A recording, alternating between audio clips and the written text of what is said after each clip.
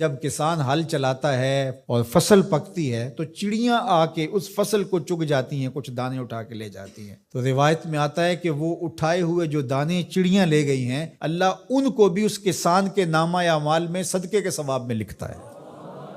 تو یہ دین ہے ہمارا۔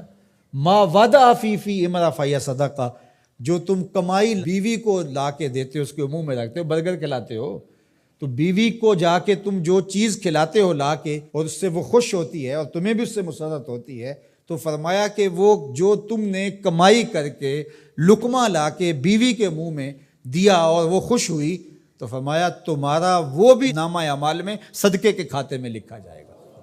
تمہارا دین تو کتنا آسان دین ہے، تمہارا دین تو اتنا اچھا دین ہے۔ صرف یہ ہے کہ نیت کے فرق سے میں نے کہا چور اور چوکیدار بنتا ہے، اس نیت کے قبلے کو درست کرنا ہے، اس لیے اس کو ثلث دین کہا گیا ہے، انما الاعمال بالنیات۔ تو ہم اس کے لیے جیتے ہیں، میری زندگی کا مقصد تیرے دین کی سرفرازی، میں اسی لیے مسلمان، میں اسی لیے نمازی، بات ختم۔ ہم بس اسی کے لیے جی رہے ہیں، اسی کا حکم ہے۔ اپنی اولاد کی اچھی تربیت کرو، ان کو دین کے سپاہی بنانا ہے، اس کو اللہ کے مطیع اور فرما بردار بندے بنانا ہے۔ اس کے لیے جو تم کوشش کر رہے ہو تو تمہارا یہ صدقہ لکھا جا رہا ہے۔ تم مجاہد فی سبیل اللہ ہو، تم اپنی اولاد کے لیے اس لیے کمائی کر رہے ہو کہ ان کو جو ہے وہ اللہ کا ایک مطیع بندہ بنانا ہے۔ تم اپنے ہمسایوں کے ساتھ اس لیے سلوک کر رہے ہو کہ ہمسائے ہیں اور اللہ رسول کا حکم ہے اور میں نے ہمسایوں کے ساتھ اچھا سلوک کرنا ہے۔ تم رشتہ داروں کے ساتھ نبھا رہے ہو ان کے تلخ رویوں کے باوجود بھی کہ اللہ رسول کا حکم ہے، لہٰذا میں توڑ تو نہیں سکتا، لہٰذا اللہ اس کا بھی تمہیں اجر عطا کرے گا۔ ان تلخ رویوں کا تمہیں تمہارے نامہ اعمال میں اجر و ثواب لکھا جائے گا جو تم سہتے ہو اور برداشت کرتے ہو۔ تم سردی سہتے ہو، تم گرمی سہتے ہو، تم مشکلیں سہتے ہو، تو یہ ساری تمہارا دین ہے۔ چونکہ تمہارے دین کو اللہ نے بہت خوبصورت بنایا ہے، تمہارا دین اور تمہاری دنیا الگ نہیں ہے۔ ایک صحابی کو حضور نے دیکھا کہ وہ بہت کمزور تھا، تو فرمایا کہ تمہاری یہ کیا حالت ہے، تم اتنے کمزور ہو؟ اس نے کہا میں نے اللہ سے ایک دعا مانگی تھی، شاید وہ قبول ہوگی۔ فرمایا کیا ہوا؟ میں نے دعا مانگی تھی اللہ جو آخرت کے حصے کے دکھ ہیں وہ بھی دنیا پہ بھیج دے اور میری آخرت صاف ہونی چاہیے، تو شاید میری دعا قبول ہو گئی ہے، اور مجھے بہت ساری بیماریاں، دکھ اور اذیتیں ہیں جنہوں نے مجھے گھیر رکھا ہے۔ تو اس پر حضور خوش ہونے کی بجائے اسے ناراض ہو کے کہا کہ تو نے یہ کیوں کہا کہ آخرت کے حصے کے دکھ دنیا پہ آ جائیں؟ تو نے یہ کیوں نہیں کہا ربنا آتنا فی الدنیا حسنۃ وفی الآخرۃ حسنہ، اللہ مجھے اس جہان میں بہتریاں دے دے، اس جہان میں بہتریاں دے دے۔